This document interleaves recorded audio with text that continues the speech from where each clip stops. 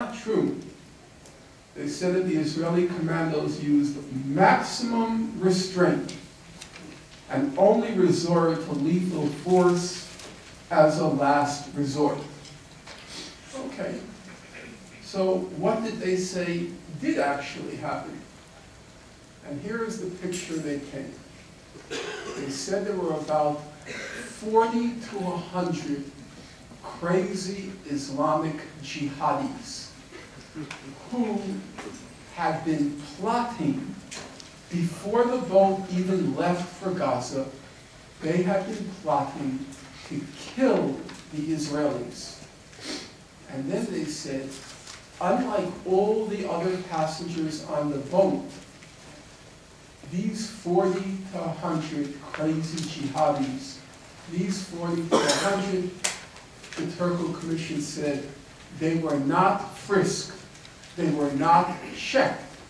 So they were able to smuggle on board whatever weapons they wanted.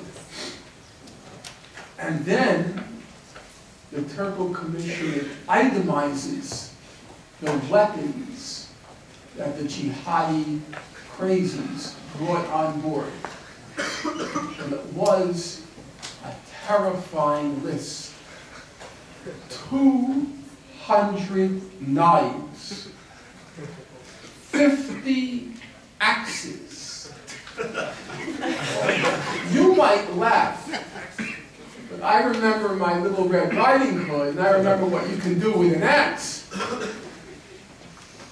So I was pretty shook up by that arsenal.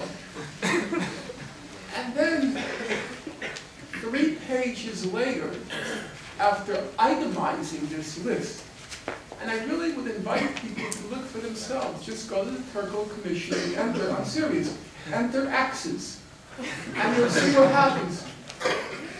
3 pages later, the Turco Commission reports that the Mavi Marmara had 200 kitchen knives on board. Oh, so the knives were to cut butter. Then it said that the Mavi Marmara had 50 axes as part of its fire extinguishing equipment. Okay, that accounts for the axes. So what did that leave? The only other offensive weapon that the Turco Commission report listed was they smuggled on board slingshots and glass marbles. Now remember, these jihadis were up against the 4th most powerful military force in the world. And they weren't prevented from bringing anything on board. And the most lethal weapon they thought to bring on board was slingshots and marbles, glass marbles. I read it. I grew up in an East European home. So the first thing I thought, these jihadis are meshuggah. That's Yiddish for crazy. Crazy. On that point, Israel must be right. And then another question came up. Another question came up. As you recall, several of the commandos who repelled, that's the fancy word for, landed on the deck of the Mavi Marmara, several of the commandos were caught by the passengers on board. They were captured. And they gave very harrowing testimonies to the Turco Commission. They said, these jihadis, they had hate burned into their eyes.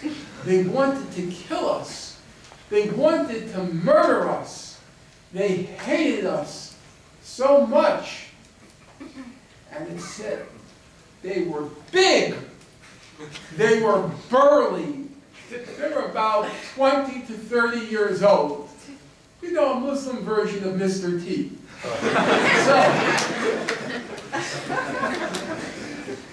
I thought to myself, you have these big, burly Islamic jihadis, and they want to kill the commandos. The obvious question is, why didn't they? They had them in their possession. Now, the Turco Commission, remember, the Israelis are very reasonable. And according to Richard Goldstone, he has complete confidence in their professionalism and integrity to carry out investigations. And they had an answer. No, they're not so foolish. They had an answer.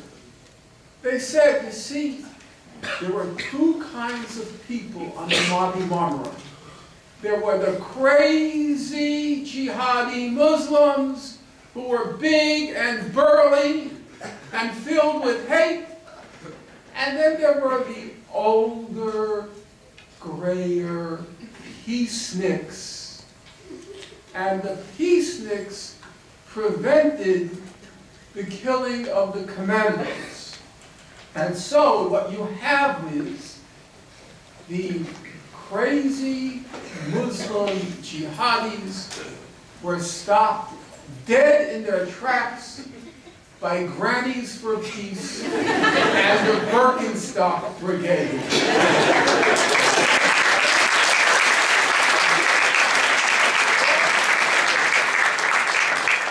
That's very believable. So why would Mr. Goldstone have any reason to doubt the professionalism of the Israeli investigatory system? Well, it wasn't a joke for Israel. It was very serious business for Israel, because as it happens, those naval...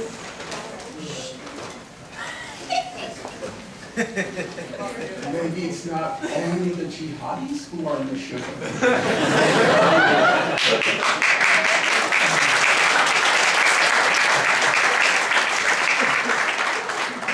Makes one to know one.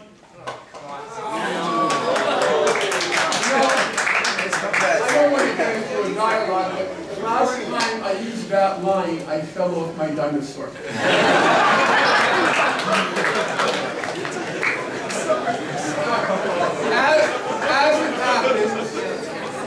As it happens,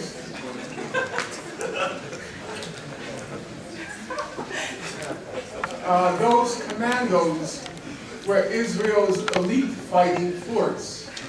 They were the equivalent of the American Naval SEALs. And for them, it was a complete disaster that several of them were captured. The American ex-Marine, Ken O'Keefe, who disarmed 2 of the 3 commandos, he later said, they look like frightened children in the face of an abusive